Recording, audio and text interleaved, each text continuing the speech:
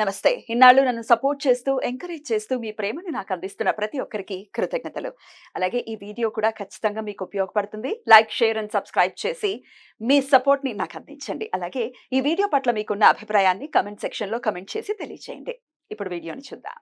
నమస్తే. Welcome to our channel. నేను పద్మిని. ప్రస్తుతంతో పాటు ప్రముఖ ఆధ్యాత్మికవేత్త, వాస్తు జ్యోతిష పండితులు, లలిత ఉపాసకులు, వాస్తు జ్యోతిష శిక్షణ నిపుణులు బ్రహ్మశ్రీ నానాజీ పట్నాయక్ గారు మనతో పాటు ఉన్నారు. మాట్లాడదాం. సార్ నమస్తే సార్. శ్రీమాత్రే నమః. సార్ సుమారుగా 2 ఏళ్ల నుంచి మనం రెట్టివి భక్తిలో మీరు వీడియోస్ ఇవ్వడం అది జరుగుతుంది. ఓ తింగర్ ప్రశ్న వేయబోతున్నాను సార్. తింగర్ అనుకోండి, పిచ్చి ప్రశ్న అనుకోండి, చెత్త ప్రశ్న అనుకోండి, వేయాల్సిన అగత్యం పట్టింది నాకు. మేము పూజలు చెయ్యం, గుళ్ళకి వెళ్ళాం, ఎట్లాంటి దైవారాధన చెయ్యం. అయినప్పటికీ మాకు దేవతా అనుగ్రహం కావాలి అనుకునే వాళ్ళు ఉన్నారు. వచ్చాయి అలాంటి పరిస్థితులు కనబడ్డాయి. ఒకవేళ అలాంటి పరిస్థితి ఉంటే గనక దైవతా అనుగ్రహాన్ని పొందేటటువంటి పరిస్థితి ఉంటుందా? అనుగ్రహం ఉంటుంది ఖచ్చితంగా, కానీ దేవత ఉండదు. నిజంగా పూజలు చేయని వారికి శాస్త్రంలో ఉంది. ఎవరు అనుగ్రహం ఉంటుంది? పూజ చెయ్యను, దీపం పెట్టను, ధూపం పెట్టను, ప్రేత అనుగ్రహం ఉంటుంది. ప్రేత పట్టుకుంటుందండి ఖచ్చితంగా వారికి. అంటే ప్రేతలు మన చుట్టూ తిరుగుతుంటాయి. సీరియస్గా ఇది మీరు నెగటివ్ ఎనర్జీ ఎక్కడ ఉంటుందో అక్కడ ప్రేతం ఎంటర్ అవుతుంది. కలి ఎంటర్ అవుతాడు, కలి పురుషుడు ఎంటర్ అయిపోతాడు. నిత్య దేవత ఆరాధన చేసే వాడి దగ్గర కలి రాడు. భయపడతాడా? రాడు. అది అతనికి ఉన్నటువంటి రూల్స్ లో సెట్ ఆఫ్ రూల్స్ పెట్టుకున్నాడు. కలి ఇష్టం వచ్చిన ప్రవర్తించడు. ఆయన మీరు ఏమేం చేస్తున్నారు, ఈ రూల్స్ ని మీరేరా ఎంటర్ అవుతాడు. ఇప్పుడు ట్రాఫిక్ అతను పట్టుకున్నప్పుడు ఏమేమి ఉన్నాయి, ఏం లేవు, ఉన్నాయో వెళ్ళిపో అంటాడు, వెళ్ళేవాడు ఫైన్ కట్ అంటాడు.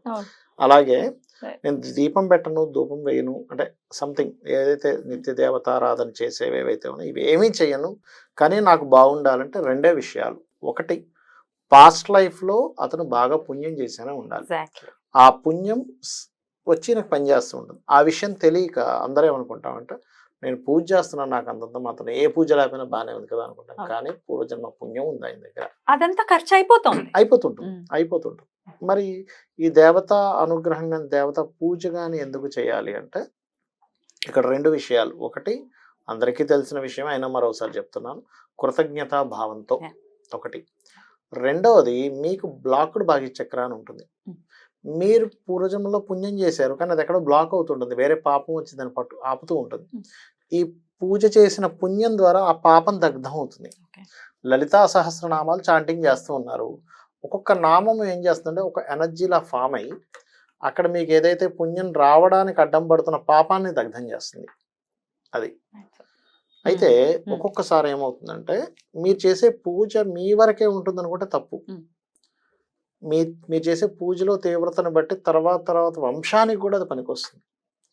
మీరు ఎటువంటి పూజలు పునస్కారాలు చేయకుండా ఉన్నప్పుడు మీ నెక్స్ట్ జనరేషన్స్ కూడా అది ఎఫెక్ట్ ఇస్తుంది. ఆ దారిద్ర్యం అనేది ఇస్తుంది, గ్యారంటీగా ఇస్తుంది. ఎందుకంటే మీ శారీరకంగా ఏదైతే మనకు ఉన్నాయో ఇవేవైతే మనం నెక్స్ట్ జనరేషన్స్ కి ఇస్తుంటాంగా, షుగర్లు, బీపీలు ఇవన్నీ, అలాగే డిఎన్ఏ ఎలా అయితే పర్ఫెక్ట్ గా ట్రాన్స్ఫర్ అవుతుందో మనం చేసేటువంటి పాపము, పుణ్యము, పూజలు ఇవన్నీ కూడా ట్రాన్స్ఫర్ అవుతాయి.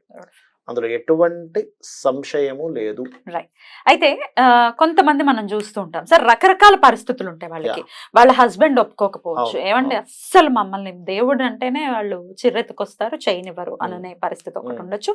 పెద్దవాళ్ళు నేర్పలేదండి, ఏదో శనివారం ఏదో అగరబత్తి చూపించటము, లేకపోతే శనివారమే దీపం పెట్టడం, మొత్తం 7 days లో ఒక్క డేనే దీపం పెట్టడం, ఇట్లా వాళ్ళ బ్రాటప్ లో రకరకాల ఉంటాయి, రకరకాల పద్ధతులు ఉంటాయి. మరి ఇట్లా సార్ మార్చుకోవడం ఎట్లా ఈ పరిస్థితుల్ని?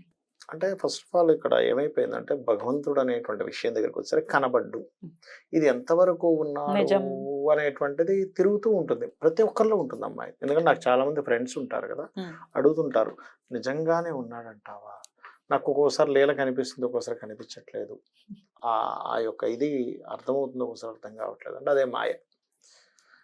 మీకు ఉన్నాడు, భగవంతుడు ఉన్నాడు, అతని విశ్వాన్ని మొత్తం నడుపుతున్నాడు అనేటువంటి విశ్వాసం మీకు రావాలి అంటే పురాణాలు, భాగవతము, ఇతిహాసాలు, రామాయణము, మహాభారతం ఇవన్నీ చదవాలి. చదివినప్పుడు అప్పుడు మీకు ఏమవుతుందంటే మీ మైండ్, మీ సబ్ కాన్షియస్ మైండ్, ఎస్ ఇది ఇలా ఉంది కదా అని చెప్పి నమ్మడం ప్రారంభం అవుతుంది. Right.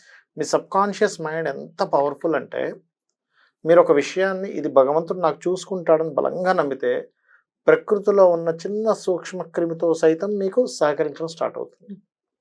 Yeah. ఇప్పుడు మీరు బాగా నమ్మారు, లలిత అమ్మవారిని రెగ్యులర్గా పూజ చేసుకుంటున్నారు, ఒక ధర్మబద్ధంగా ఉన్నారు. ఇక్కడ మళ్ళీ ఒక విషయం గుర్తుపెట్టుకోండి. ఇప్పుడు మీరు ఇక్కడ ఒక క్వశ్చన్ అడగొచ్చు, ఎట్లాగా మనకి చూడండి ఇప్పుడు ఈ ఎలక్షన్స్ టైం కావచ్చు, లేకపోతే పెద్ద పెద్ద బిజినెస్ మ్యాన్స్ కావచ్చు, వీళ్ళందరూ కూడా పూజలు చేస్తుండొచ్చు. వీళ్ళు ఒక చండీ యాగం చేసి ఉండొచ్చు, అపోజిషన్ పార్టీ వాళ్ళు కూడా చండీ యాగం చేసి ఉండొచ్చు. మరి ఇద్దరు యాగం చేశారు కదా, ఎవరికి ఫలితం రావాలి అనేటువంటిది సంశయం చాలా మందికి వస్తుంది. నన్ను అడిగారు కూడా చాలా మంది విషయం. నేను ఒకటే చెప్పాను, ఎవరికి ఇప్పుడు ఇద్దరికి చేశారు, అమ్మవారు ఏం చేస్తుందంటే ఎవరి పట్ల ఎక్కువ ధర్మం ఉందో వాళ్ళ వైపు వెళ్తుందట. ఇద్దరిలో కూడా ఎన్నో కొన్ని మైనస్లు ఉంటాయి కదా, మనిషి అన్నాక ఉంటాయి. ఎందుకంటే రాజకీయం అంటేనే అక్కడ పోయిన తర్వాత అవతల వాళ్ళ మీద ఎత్తులు పై ఎత్తులు, గందరగోళాలు, గొడవలు, నానా ఉంటాయి. అక్కడ ఎవరి పట్ల ఎక్కువ ధర్మం ఉందో ధర్మం యొక్క పాలు పెరుగుతాం అటువైపు వెళ్తుందట అమ్మవారు. అలా చూస్తారా? అలా చూస్తారు. మరి ఇప్పుడు భర్తలు ఒప్పుకోవట్లేదండి, అసలు చేయనివ్వట్లేదు, మనసులోనే ఆరాధన చేసుకోవాల్సి వస్తుంది, కొంతమందికి ఈ పరిస్థితి ఉంటుంది. అప్పుడు ఎట్లా ఆ పరిస్థితి? భర్తలే కాదు, కొన్ని కొన్ని ఇళ్లలో అయితే జీవిత భాగస్వామి స్త్రీ కూడా ఒప్పుకోని కేసెస్ నేను చూసాను. అంటే ఎలా అంటే ఇవన్నీ ఏమిటి, ఇవన్నీ ట్రాష్ అనుకునే వాళ్ళు, అంటే వాళ్ళకి ఒక విషయం చెప్తానమ్మా నేను, అలా అనుకునే వాళ్ళు ఉన్నారు. నాకు చెప్పినప్పుడు నాకేమనిపిస్తుంది అంటే వాళ్ళకి పుణ్యం లేదు. పుణ్యం ఉంటేనే భగవంతుడిని నువ్వు గుర్తించగలవు. పుణ్యం అనేటువంటిది లేకపోతే నువ్వు గుర్తించలేవు. ఎందుకంటే నువ్వు గుర్తించడానికి, నువ్వు భగవంతుడిని చేరుకోవడానికి ఫస్ట్ నీకు పుణ్యం ఉండాలి. మనమేమనుకుంటున్నాం, వీళ్ళు నాస్తికులనో లేకపోతే వీళ్ళు గుర్తించట్లేదనో, ఏంటి ఇలా ఉంటున్నారో మనం బాధపడ్డాం కదా. వాళ్ళకి పుణ్యం లేదు అనుకోవాలి. వాళ్ళు వ్యతిరేకిస్తున్నారనో, ఇంకోరు వ్యతిరేకిస్తున్నారనో, ఇంకోరు ఇలా చూస్తున్నారో. కొన్ని ఇళ్లలో మీరు అన్నట్టుగా ఇంట్లో వాళ్ళ నుంచే వ్యతిరేకత ఉంటుంది. భార్య వ్యతిరేకించవచ్చు, లేదా భర్త వ్యతిరేకించవచ్చు కొన్ని సందర్భాల్లో. బట్ లేడీస్ వ్యతిరేకించడం చాలా తక్కువ అని చెప్తున్నాను నేను మీకు. అలాంటప్పుడు మన ధర్మశాస్త్రంలో, మన సనాతన ధర్మంలో మనసులో ఆరాధించుకునే ఉంది. మీకు బయటకు కూడా తెలియదు కదా అది. నిజంగా వ్యతిరేకిస్తున్నారు, ఇంట్లో పటాలు పెట్టనివ్వట్లేదు, పూజ చేయనివ్వట్లేదు, దీపారాధన చేయనివ్వట్లేదు, ఇవన్నీ ఇంకా నువ్వు మూఢత్వంలో ఉన్నావా అనుకుని మాట్లాడుతున్నారు. కొంతమంది మాట్లాడతారు ఇది మూఢత్వం అనుకుంటారు. భగవంతుడు ఎవరైతే విశ్వానికి మూలమో అతన్ని ఆరాధించడం కూడా మూలత్వం అనుకునేటువంటి ఇది. ఎందుకంటే కలి ప్రభావం ఇదంతా. ఇది ఏంటంటే కలి పురుషుడికి ఇచ్చినటువంటి దీంట్లో కలి యొక్క ప్రభావం. కలి ఎంటర్ అయిపోతాడు అక్కడికి. ఎంటర్ అయిపోయినప్పుడు ఇట్లాంటి ఆలోచనలే వస్తాయి. వచ్చినప్పుడు మనకి అటువంటి ఆలోచనలు తిరుగుతూ ఉండేసరికి అవతల ఒప్పుకోవట్లేదు, కానీ మనకు చేయాలని ఉంది, మనసులో హ్యాపీగా చేసుకోవచ్చు కూర్చొని. ఖచ్చితంగా పరిస్థితి మారుతుంది, అంతేనా? ఎందుకంటే అటువంటి సిచ్యువేషన్ లో కూడా చేసావు కదా నువ్వు. అన్ని సమకూరినప్పుడు చేయడం కంటే కూడా ఏది నాకు సహకరించట్లేదు కానీ నేను నీ పాదాలు పట్టుకున్నాను తల్లి అన్నప్పుడు అమ్మవారు ఖచ్చితంగా కరుణిస్తుంది ఆ క్షణంలో. ఖచ్చితంగా.